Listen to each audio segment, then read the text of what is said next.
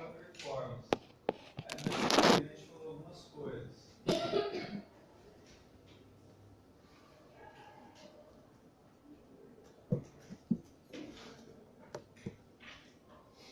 A performance parece bem lógico, tá? Vocês vão ver que cada movimento, cada tipo de trabalho muscular efetivamente tem uma requisição de força diferenciada.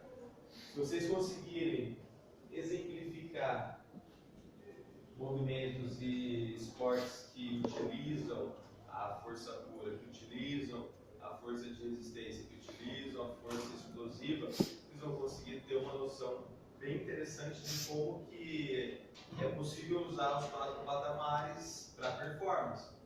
E para a saúde, mesma coisa. Quando a gente perde bastante força com o passar da idade, a gente viu na disciplina, o que se perde é a massa muscular, que no final das contas gera uma perda do quê? Força. Qual das forças? Explosão. Especialmente a de explosão. Né? Vocês vão ver que a maioria dos autores chamam de força tudo junto. Né? Mas se você for dissecar cada um, a força explosiva no decorrer do avanço da idade é uma das que mais se perde. Né? O idoso ele perde a capacidade de atravessar a rua rápido. Ele continua conseguindo atravessar a rua. O problema é atravessar a rua rápido. Né? Pelo que vocês testaram lá na prática, quando a gente pensa em potência, quando a gente pensa em força explosiva, é ou trabalhar com muita carga, ou trabalhar com uma carga que dê para trabalhar com velocidades altas. A gente entrou nas leis de Newton, sendo que a primeira era a lei da inércia.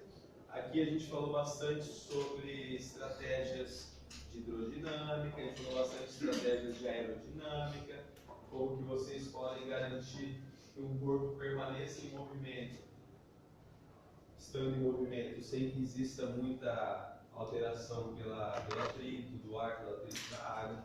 Então, vamos tentar pensar para a prova em aplicabilidades, é isso que vai ser exigido. Como que a lei da inércia, a primeira lei de Newton, pode ser aplicada.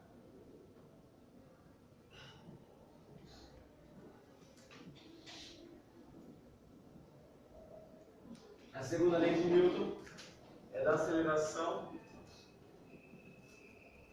que na verdade a gente se apropriou mais da fórmula inversa. Como a gente não consegue mensurar a aceleração de facilidade no nosso dia a dia, a gente se apropriou da fórmula inversa para calcular força. Então, apesar da lei ser de aceleração, a gente se preocupou muito mais com a força. A aceleração acabou sendo só uma variável que interfere na força final a ser aplicada. Lembram que a gente não vai conseguir, de uma forma muito absoluta, trabalhar com cálculos, porque todo cálculo que a gente for fazer vai ser uma teorização, né? Eu vou passar para vocês uma aceleração e passar para vocês uma massa, calcule a força. Acaba sendo exercícios de física, que vocês já fizeram bastante lá no ensino médio, então não tem muita lógica a gente refazer isso para uma disciplina aplicada como cinesiologia.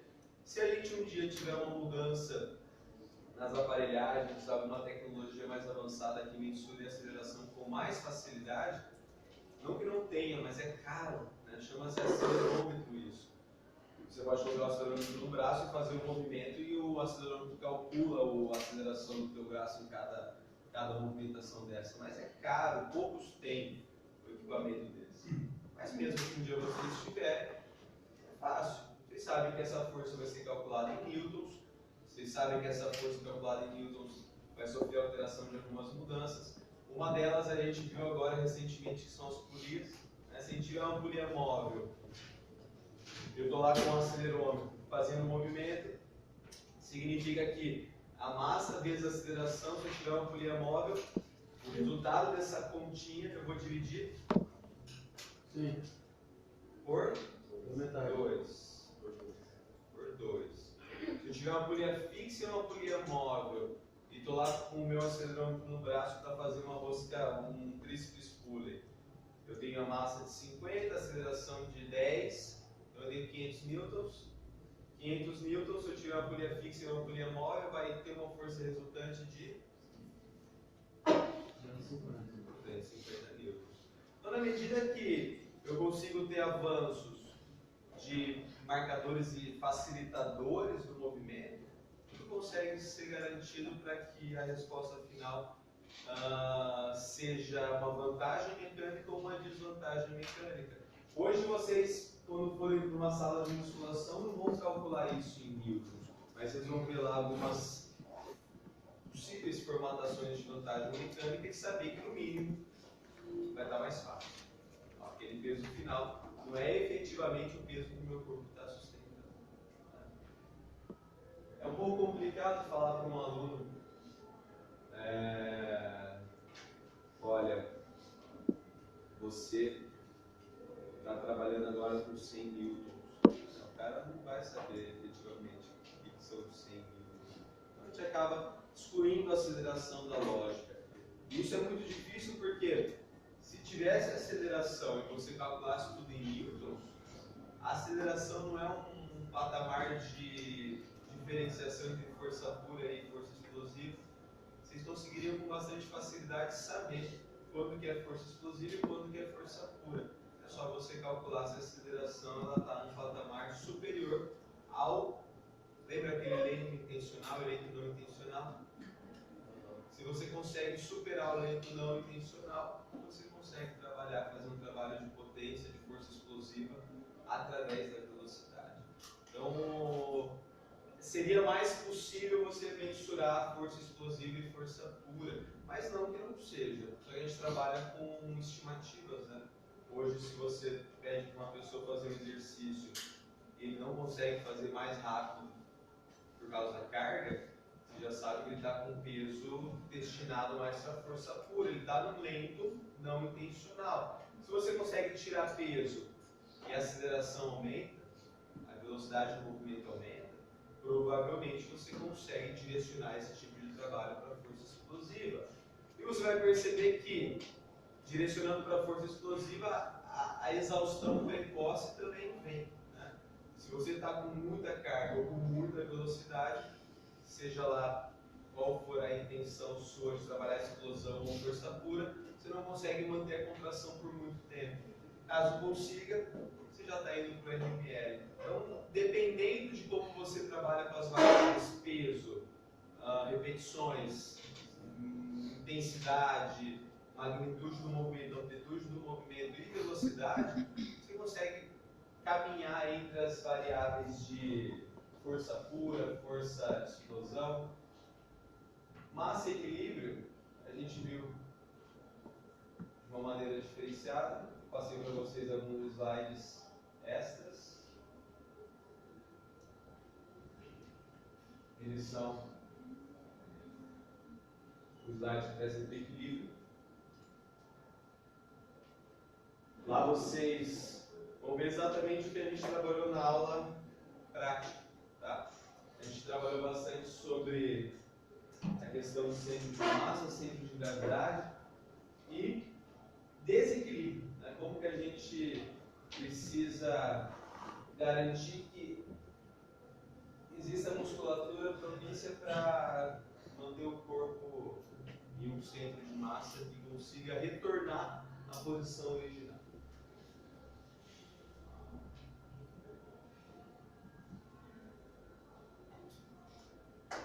Não é muito conteúdo, tá, pessoal?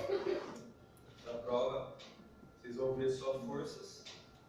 Primeira, segunda e terceira lei de Newton. Aí nessa meiuca, equilíbrio e força elástica. E nessa meiuca, polias e alavancas. Nosso controle é bem tranquilo.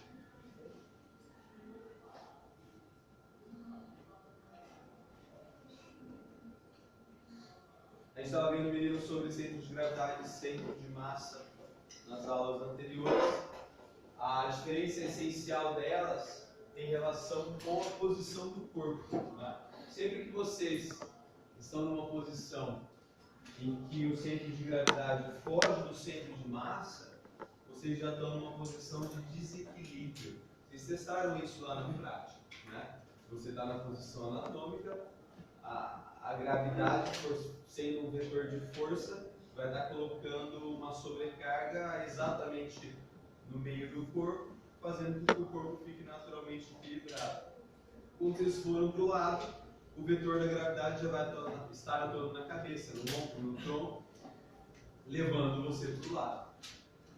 A gente viu que existem algumas variáveis que interferem nisso, como a própria visão, né? Quando vocês fecharam os olhos, é muito mais difícil permanecer nesse equilíbrio, justamente porque você perde pontos de referência para controlar a posição corporal. Então, a posição corporal, ela influencia o centro de massa, porque você joga o teu centro de gravidade em outras posições do corpo. Isso, no final das contas, faz com que o teu corpo fique desequilibrado. Quando o corpo está desequilibrado, você precisa trabalhar muito mais força. Vê como as coisas são todas acopladas.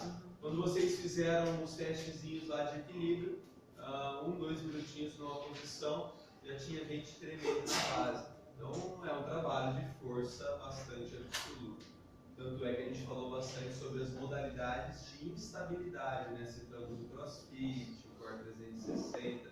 Hoje, essas modalidades elas se apropriam da força de estabilização para conseguir gerar respostas adaptativas mais robustas ao treinamento de força, né?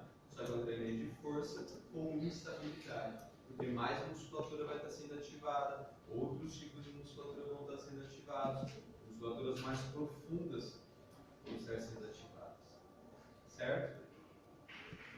Mas de toda forma, para estudar, está lá nos slides o que significa centro de massa e centro de gravidade. A gente viu a questão da forma, como que formatos de corpo podem alterar. São objetos com formatos irregulares, então é muito mais difícil encontrar o centro de massa. Tá? É muito mais difícil que você ache um ponto específico que você consiga concentrar a força e se manter equilibrado. Né? Isso tem que ser um cálculo bastante delineado para que aconteça. A gente viu 2 tipos de cálculo, né? O que considera o corpo inteiro e o que considera segmentos. O do corpo inteiro é mais tranquilo, o de segmentos é uma estimativa que vocês sempre vão imaginar qual que é o peso de cada segmento corporal para que você consiga jogar na fórmula de força, né, da aceleração e saber quanta força cada segmento exerce sobre o corpo de atração para baixo em função da gravidade. Por quê? O braço pesa 1 kg. A aceleração da gravidade, 9,98. Multiplica. O braço, a mão, os dedos. Na medida que eu vou selecionando cada segmento corporal, eu sei a aceleração, mas eu não consigo saber exatamente a massa. E é por isso que é um método estimativo, né? A gente imagina que a massa seja tal, imagina que a massa seja tal. Só tem como saber com certeza se cortar o braço fora. Segmento e membros, o segmento é uma parte do membro. Exato. Em membros superiores, por exemplo, você consegue dividir segmentos cinesiológicos em função da tua necessidade. Né? Se você quiser separar todas as articulações com os eixos específicos, você tem desde as falanges, pulso, cotovelo e ombro. Cada articulação é um segmento. Seria um segmento. Teoricamente, cada articulação é o fulcro que faz um braço de força e um braço de resistência. Por mais ridículo que pareça, até essa falange distal é um fulcro. Essa outra é outro fulcro. Se você quiser analisar os 2 movimentos simultâneos, você tem 2 fulcros, 2 alavancas simultâneas. As 3 falanges simultâneas, você tem 3 fulcros, 4 segmentos. Por aí vai. Por aí vai. Não, é um monte. Apesar que a maioria se torna estável, né, Pedrão? A gente pode considerar cinesiologicamente que a gente tem um fulcro aqui e depois só um. Apesar de a gente ter vários ossos que se movimentam dentro da mão, essencialmente o que gera torque, o que gera movimento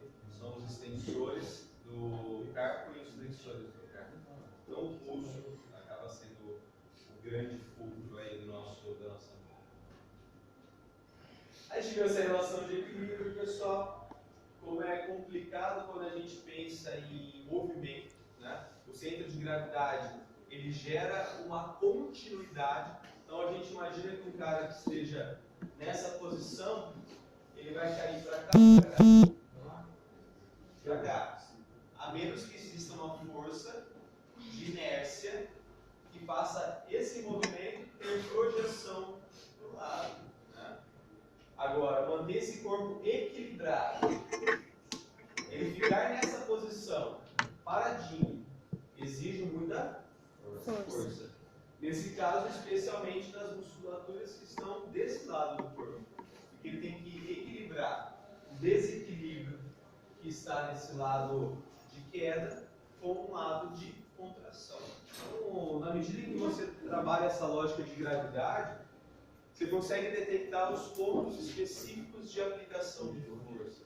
Né? Para a gente é muito interessante isso, porque desde abdominais, né, você segura lá no espaldar e joga a perna para frente, até mesmo movimentos de músculos específicos, eles são lógicas de desequilíbrio. Né? Aí como que uma pessoa pode falar, por exemplo, que fazer rosca direta é um exercício isolado de bíceps? Né?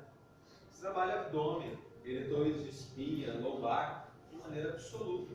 Né? Aí você tem um exercício lindo como esse, que trabalha tudo. A gente falou sobre o cinturão. Aí vai lá o cara e bota o cinturão ou apoia as costas aqui na parede. Aí você acaba realmente isolando o seu centro de gravidade, porque você tem um apoio. É igual aquela brincadeira que a gente fez na aula prática. Você está segurando o cara quando ele joga o corpo para o lado. Né? Quando você segura, não existe mais a força dele. Existe a força do apoio que você está aplicando.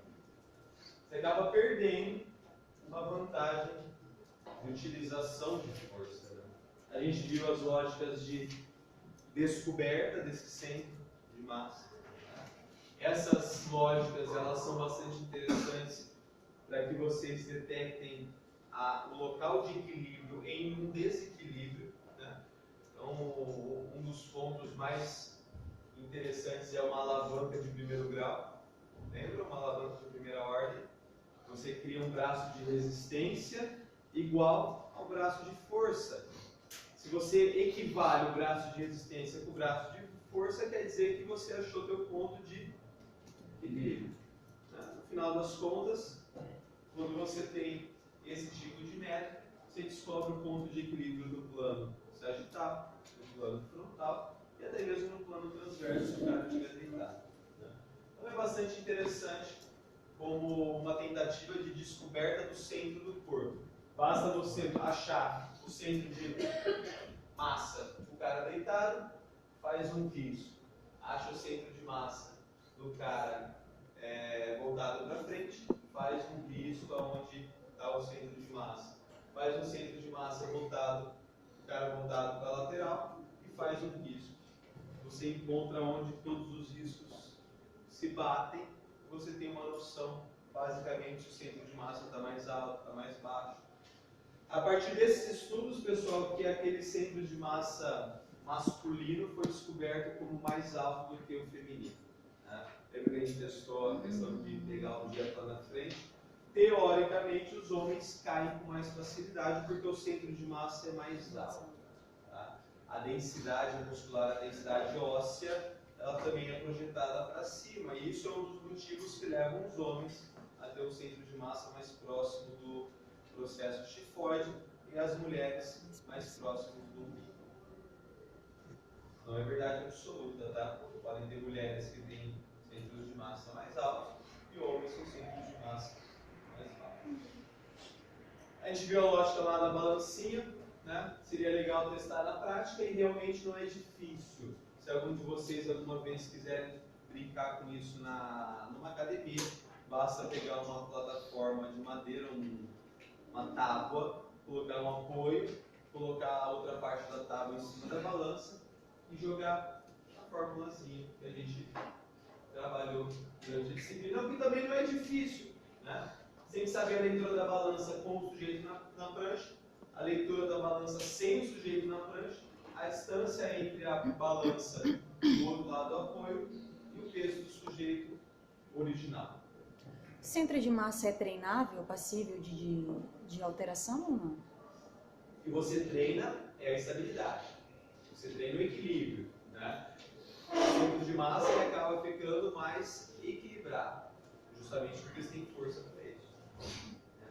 Se você for pensar aqueles caras que conseguem se sustentar com uma mão só um em cima do outro, eles encontram um centro de massa mais fácil, então o fulcro deles, eles conseguem criar o braço de esforço, o braço de resistência com vantagem, com equilíbrio mecânico muito rapidamente, porque assim eles não desperdiçam força.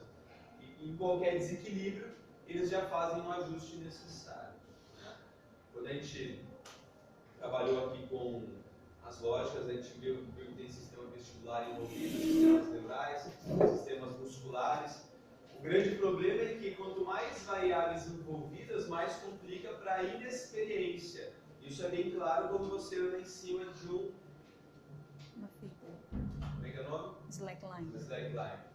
Por quê? O slackline está indo para um lado. Né? Se você tenta compensar no teu cérebro, você vai tentar compensar para esse lado também. Né? Na medida que você compensa para esse lado, o slackline já joga você para o outro. Então, se você compensa a mesma movimentação da fita com a movimentação do corpo, você vai levar um capote, e a fita vai te levar para o lado.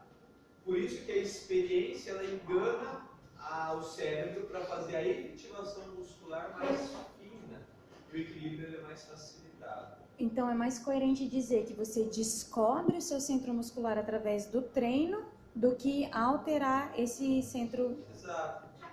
Não que você altera o centro de massa, a menos que você esteja fazendo um exercício errado e você passa a fazer ele certo, o centro de massa fica mais estável. Por exemplo, um cara que faz, sei lá, mosca direta assim, né? Aí você fala para ele, meu amigo, afasta um pouquinho o quadril, encaixa o quadril, assim você consegue, todo mundo já fez isso alguma vez, né? Assim você consegue fazer com que o teu centro de massa fique mais estável porque você está aumentando a base de apoio. Né? É muito comum pessoas que não têm experiência fiquem em pé e começam lá a fazer. Né? Você está com uma base de apoio muito menor, então, na medida que o centro de massa vai te jogar para baixo, centro de gravidade, e o centro de massa, em função do peso extra, vai te deslocar para frente, você não tem apoio para suportar tudo isso. Então, se você garante que exista uma base de apoio maior, você consegue trabalhar com essas instabilidades com um pouco mais de propriedade.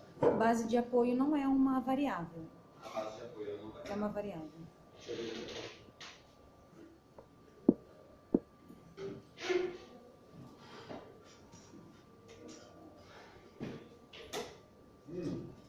Esse método aqui, pessoal, é o método direto. Toda vez que a gente tem método direto, a gente considera o padrão ouro, o melhor método para avaliar o centro de gravidade. Hoje, quando vocês colocam um aluno em cima de um bozu, o aluno em cima de uma prancha de instabilidade, querendo ou não, vocês estão trabalhando no método direto de determinação do equilíbrio. Hoje, o encontro do equilíbrio pelo método de determinação direta do centro de gravidade se tornou um treinamento. É um treinamento de estabilidade. Porque você tem muita musculatura trabalhando para que aquilo fique estável. Vocês só aprimoram, né? Sobe no bozu, encontra a gravidade e faz o agachamento. Você vai aprimorando as musculaturas envolvidas no processo. Mas uma avaliação, porque isso é uma avaliação cinesiológica, acaba entrando em questões, em patamares de treino.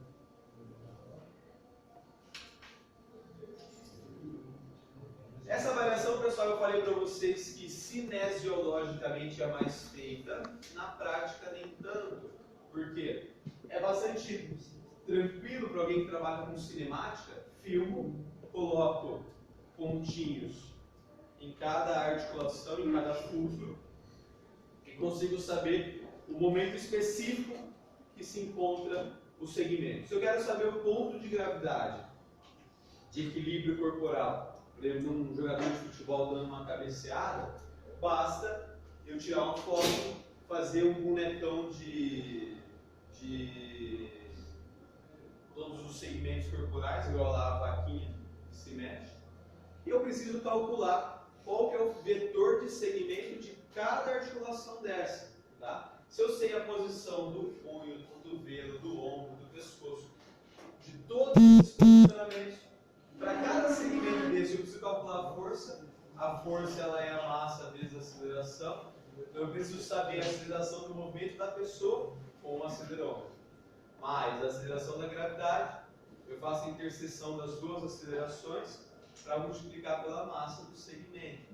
A massa, vocês vão ver naqueles outros slides que eu passei para vocês, os livros de antropometria, eles já deixam massas estimadas. O braço tem X% do teu peso corporal, o teu tronco tem X% do teu peso corporal.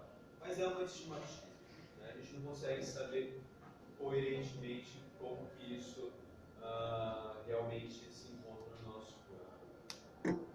Sabendo a força que cada membro causa naquele momento específico, eu consigo somar todos os vetores de força, né? Uns que estão girando para baixo, outros estão girando para frente, e encontrar o ponto médio entre todos eles.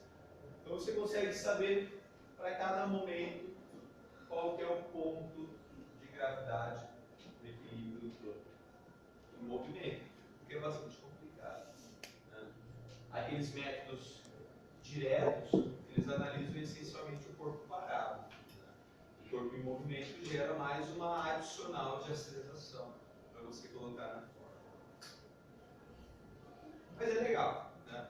Um cara que vai fazer um cabeceio, por exemplo, ter um cara da cinemática avaliando ele e fala assim, ó, ao invés de fazer o cabeceio duro, tenta abrir os braços para conseguir aumentar um pouquinho mais o seu equilíbrio na aterrissagem, ou para conseguir fazer mais força no pescoço, porque você vai ter mais equilíbrio no tronco.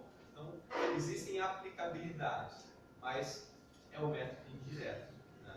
Infelizmente, a gente está baseado em estimativas. A gente viu sobre estabilidade, né? Como, por exemplo, as saídas de natação e de atletismo.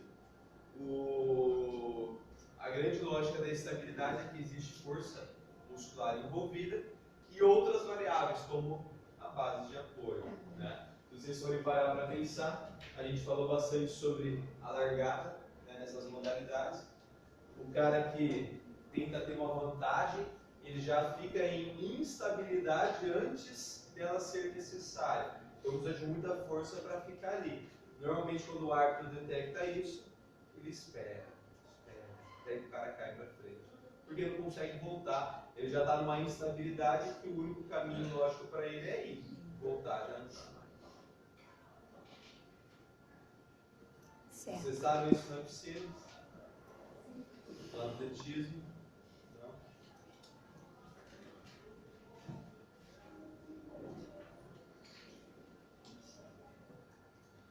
As bases de apoio, pessoal.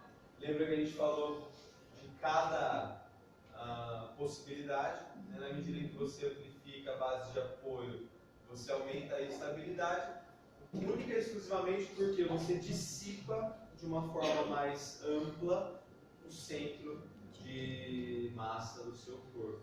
Se você está com os pés bem juntinhos, o centro de massa vai crescer num vetor bastante exclusivo. Se você abre os pés, o centro de massa se divide para cada um desses pés. Se você consegue colocar até um pouquinho para frente e para trás, você cria uma massa muscular maior envolvida nessa estabilização. E por isso que cada vez fica mais fácil manter o equilíbrio, tanto estático como dinâmico, né?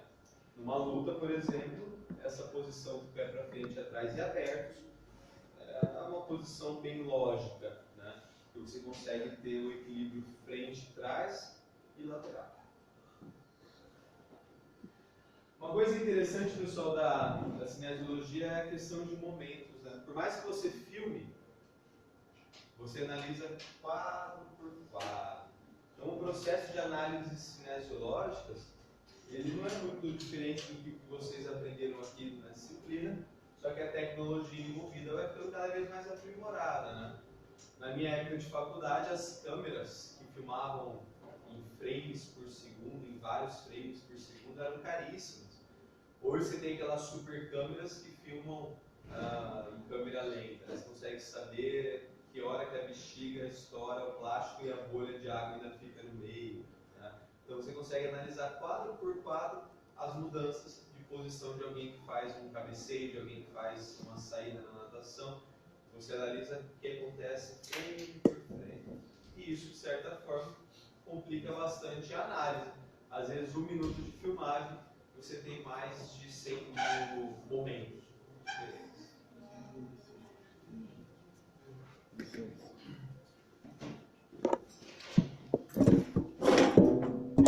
Oi. E a massa. Então, tudo isso interfere na estabilidade do corpo. Quanto maior a base de apoio, maior a estabilidade. Quanto mais baixo é o centro de gravidade, maior a estabilidade. Quanto mais neutra for a linha de ação da força, maior a estabilidade. Então, se tiver uma força só para baixo, legal. Se tiver uma força diagonal, pior. Se tiver uma força totalmente na horizontal, pior. À medida que você tem linhas de força que deslocam o seu centro de massa com mais facilidade, maior é a instabilidade. E a tua massa, quanto maior a massa, maior a estabilidade. Muito mais difícil deslocar um elefante do que um cachorro. A gente viu sobre equilíbrio estável, equilíbrio indiferente e equilíbrio instável. São as lógicas de perder o equilíbrio e voltar para a mesma posição. Esse é o equilíbrio estável. Perder o equilíbrio e assumir uma posição diferente, então você caiu no chão estatelado, um equilíbrio instável. E o último, um equilíbrio indiferente, foi o que a gente falou das lógicas de rolamentos, em técnicas de luta, em técnicas de caída discreta sem estatelar no chão. Então, como que você consegue manter um equilíbrio em que a posição do corpo não faça diferença? A única posição que é lógica para isso é a posição circular, né? Sobre a posição de bolinha. Na medida que você cai no chão, você consegue manter o seu deslocamento, mesmo que você vá perdendo velocidade pela... Certo? Certo. Já rolou no chão? Machuca? Se machuca é porque você não está em equilíbrio indiferente, está em equilíbrio instável. O equilíbrio indiferente é esse da bolinha, ele não deveria machucar. Um rolamento perfeito no judô, ele não machuca. Um rolamento de caída discreta 100 por hora não deveria machucar tanto assim. A não ser que você encontre uma árvore na frente. Não deveria machucar tanto assim.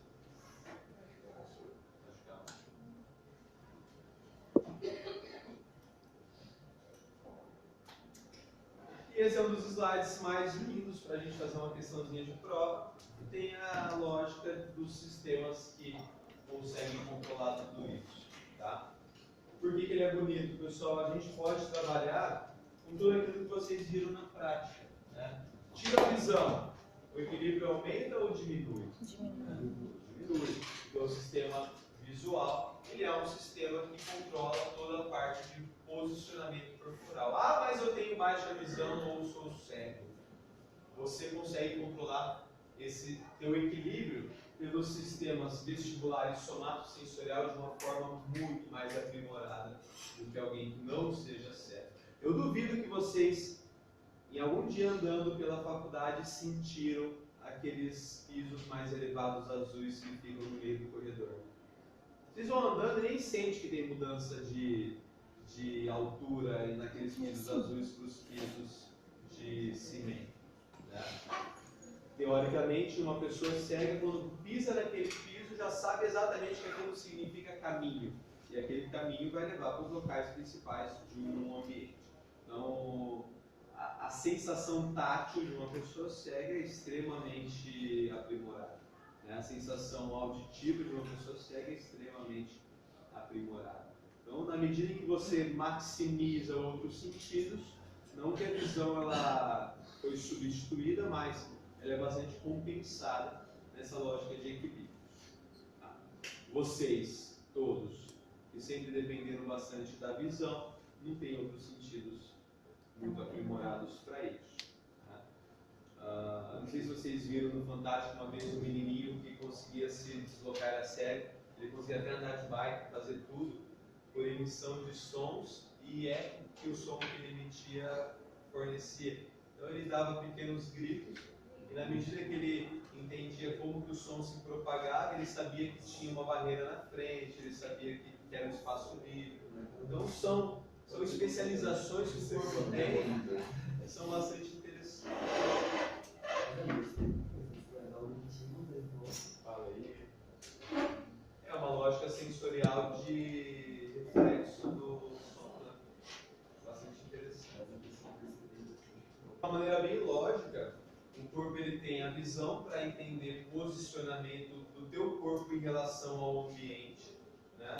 É bastante interessante quando vocês estão, sei lá, no parque de exposições, você perde a noção, parque de diversões, você perde a noção do equilíbrio, você fica tonto, fica com ânsia de vômito, porque a tua visão está falando que você está estável, ou melhor, o teu corpo está falando que você está estável, mas a tua visão está vendo que você está dando voltas rodopiando. O teu sistema neural de controle de posicionamento fica meio maluco e cria essa ânsia de vômito, justamente para, para aí, cara, não está legal não, alguma coisa não está posicionando de maneira adequada. O sistema vestibular ele funciona como se fosse aquele nível que é usado em construções, né? Então ele consegue detectar qual que é o posicionamento do seu corpo em relação ao ambiente através de líquido, e esse líquido, alterando-se para frente ou para trás, consegue detectar alterações na estabilidade. Então por isso que movimentos também que geram muitas modificações complicam bastante o sistema vestibular. Pessoas que tenham problemas de equilíbrio podem ter problemas no sistema vestibular, que é o caso da labirintite. Isso é bastante interessante porque pessoas que não têm labirintite ficam meio curiosas para saber como que ela tem tanta tontura, tanto desequilíbrio, ficando em pé ou sentado, né? Mas acontece, é um desequilíbrio interno do sistema vestibular. E o somatosensorial é só toda a lógica de sentidos trabalhando para colocar você numa ordem estável corporal. Tudo isso funciona junto para estimular o processamento cognitivo, para enviar sinais elétricos para o músculo, fazer a força necessária para trabalhar com o equilíbrio que você precisa. Então, no final das contas, pessoal, o sistema de estabilidade corporal, ele também é um sistema de função muscular. O músculo, ele é o efetuador de tudo aquilo que está sendo captado de informações pelo sistema visual, somatosensorial e vestibular. Certo? Sim? Sim. A gente viu essas lógicas, pessoal, que o equilíbrio é uma puta de uma confusão. Né? Vocês têm um monte de pontos de pressão para que você consiga manter um corpo equilibrado. E na medida em que você fique mais treinado, o que acontece são menos instabilidades. Lembra desse estudo que eu falei das posições do rugby, dos mais gordinhos e dos mais musculosos? Os mais gordinhos eram muito mais instáveis, apesar de a olho nu você ver um trator ali parado, né? E os mais musculosos, eles tinham um posicionamento muito mais central. Então a força aplicada era muito mais enraizada no solo. Então o músculo é um fator de treinamento de equilíbrio, visão, sistemas táteis, sistema sensório do corpo inteiro. Isso de certa forma é treinado. Tá?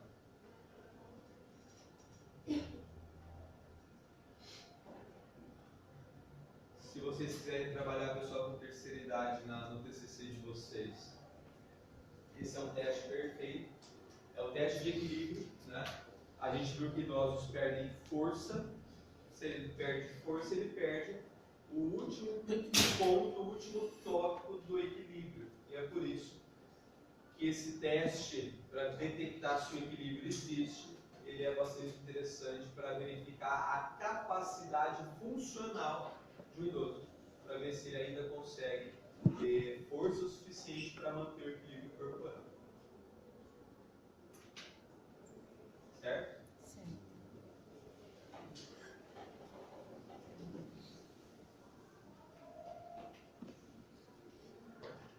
Mesma lógica, a posição de equilíbrio. Vocês conseguem traduzir agora rapidinho quais são as variáveis mais importantes para a economia de movimento? A plasticidade muscular e tendínea. Rigidez muscular. Plasticidade tendínea.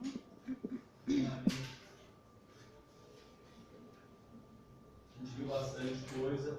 Lembra que a economia de movimento ela é medida com variáveis fisiológicas, mas o que gera isso é uma variável cinesiológica. Tá? Então a gente precisa entender como que essas duas variáveis elas conseguem ser explicadas concomitantemente. Tá? É uma das únicas variáveis que a fisiologia e a biomecânica conversam muito bem. Porque eu preciso trabalhar com força elástica, que é uma variável da terceira lei de Newton, na reação, ação e reação. E eu preciso entender como que essa ação e reação aprimorada, eu consigo aprimorar isso cinesiologicamente, causa repercussões no gasto de energia. Teoricamente, pessoas mais econômicas, que foram geradas através de maior rigidez muscular, menores impactos na dissipação de energia, gastam menos energia para fazer a mesma coisa. Esses slides iniciais explicam isso. Qual que é a relação entre a fisiologia e a biomecânica. A gente sabe que atletas negros, especialmente do norte da África, têm uma tendência genética de ter maior economia de movimento, mas esses são os slides principais. Como eu consigo treinar a economia de movimento? Basicamente, fazendo treinamentos que aumentam a rigidez e a densidade muscular e diminuindo a instabilidade do corpo. Na medida que isso consegue ser treinável, eu consigo aumentar a minha capacidade de ter economia de movimento. E é aqui que vocês ganham convencimento para pedir para um maratonista vir treinar na musculação. Com essas explicações, ó, tem que aumentar a força. Para quê? Para aumentar meu sprint? Não. Para aumentar a tua rigidez muscular, que vai melhorar a tua economia de movimento. Se quer melhorar teu sprint, corre rápido. Não é a musculação que vai fazer isso por você. Quer aumentar a tua resistência? Corre bastante. Não é um treino de RML que vai melhorar isso para você. A força que se ganha na musculação essencialmente melhora a economia de movimento.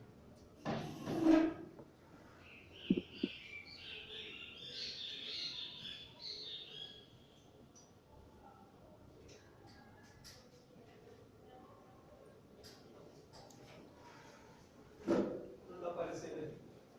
Lembra que esse slide aqui estava em inglês, pessoal?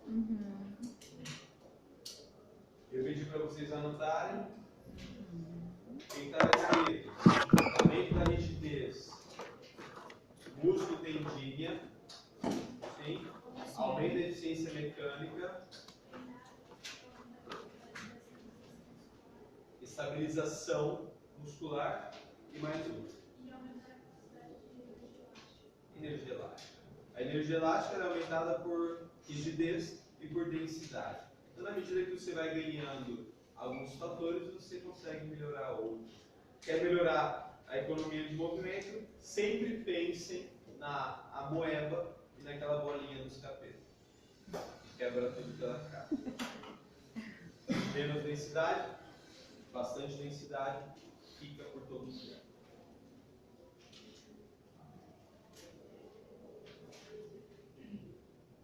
A gente começou a discutir um pouquinho sobre flexibilidade. E eu achei muito legal porque na aula prática a gente viu uma grande confusão em relação a isso. E isso é muito legal porque é assim que se encontra a ciência no momento, sem muitas definições sobre como que a flexibilidade influencia na economia do movimento. Existem algumas evidências, e as evidências mostram que a flexibilidade altera bastante a força pura, né? Você perde força pura, altera bastante a força explosiva, não altera muito a força de resistência. Alguns estudos encontram que se você fizer o alongamento miguezinho lá, tudo bem, você só aumentou a plasticidade. Se você fizer um alongamento de 20 segundos, outros estudos já encontram que vai ter influência na prática. Outros estudos encontram que em 3 minutos o efeito do alongamento já se perde. E é isso que esses slides trazem para vocês. Mas eu gostaria que vocês se lembrassem essencialmente das aulas práticas. E vissem que não é tão maluco, não é um bicho de 7 cabeças assim. Eu vejo alguns alunos saindo da faculdade, indo lá já xingar o professor formado. Ah, você está fazendo alongamento, seu burro! Tem evidência que mostra que isso diminui a performance. Não é evidência. Ainda não dá capacidade para vocês chamarem ninguém de burro. Tá? Vocês viram na prática. Na prática, um alongamento bem robusto. Eu duvido que alguém faça antes do exercício um alongamento como vocês fizeram antes da intervenção. E mesmo assim, não teve lá tanto efeito. Não mesmo. Então o que a gente tem que se preocupar é simplesmente não alongue de uma forma ativa, muito robusta e nem segure muito tempo. De uma maneira bem popular, o alongamento miguezinho.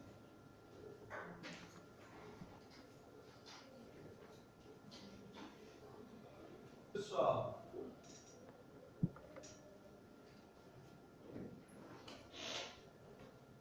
é o que a gente viu aqui. Já 2 aulas. Não vai nem revisar.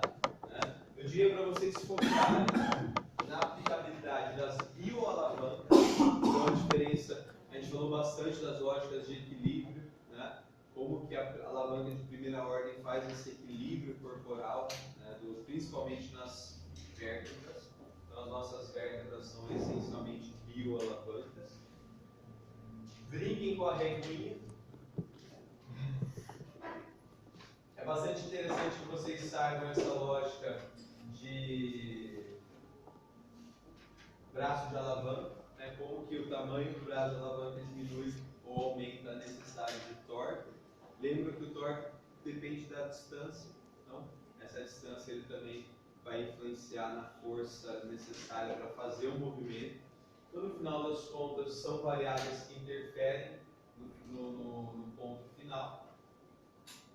A gente falou sobre estresse mecânico, e o estresse mecânico que é tratado aqui conceitualmente é ruim, e a gente falou muito sobre o estresse que pode ser bom, que eventualmente são traduzidos em ganho de massa muscular e ganho de massa óssea. Né? A gente falou bastante sobre isso, como que aumenta a eletricidade que passa pelo osso, deposita mais cálcio, como que aumenta a recuperação muscular para evitar a sarcopenia. Lembram disso? Uma linha bem tênue entre o estresse bom e o estresse ruim. Força necessária para realizar um movimento autor. Isso. Só se não tiver lógica angular. Se for linear, é força. Né? Se eu tiver uma mesa aqui empurrada para frente, ela está andando de forma linear. Para fazer esse movimento, eu mensuro não em metros que eu empurrei a mesa, mas em ângulo que meu braço está se mexendo em relação ao antebraço. Se é em ângulos, é uma lógica angular que calcula-se com torque. Se é em metros, é uma lógica linear que calcula-se com força. No final das contas é a mesma coisa, tá, Cláudio? O torque ele é calculado em newtons e a força em newtons também. O torque é uma mensuração de força.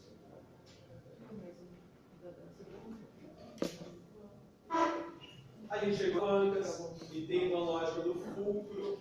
Nas alavancas a gente falou bastante sobre o braço de esforço e o braço de apoio. Sempre lembrem da reguinha da Mara, né? Quando a gente colocava mais para cá e a resistência estava lá, aumentava o braço de esforço. Então a posição do fulcro também muda o braço de esforço e o braço de resistência. Então a posição do fulcro, tanto de alguma articulação corporal quanto de um aparelho de musculação, cria vantagem ou desvantagem mecânica. A gente falou dos tipos de alavanca, né? Essa daqui sempre tem na cabeça todas as vértebras. Essa daqui que é uma alavanca especialmente de força.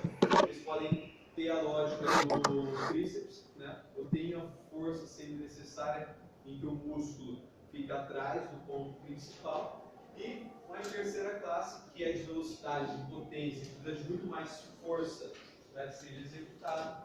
Eu posso ter a lógica do bíceps executando o movimento de alteração. Aí eu dou cada um dos exemplos para vocês. É na frente do fulcro. Falamos sobre vantagem mecânica, equilíbrio.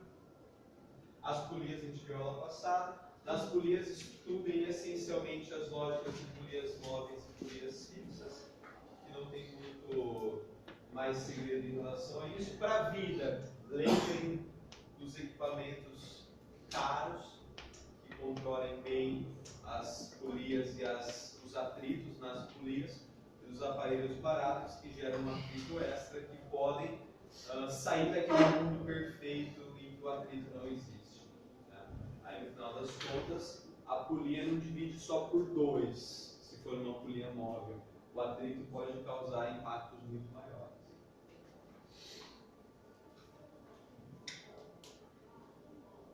O conteúdo não é tão robusto, não, pessoal. A gente tem bastante nota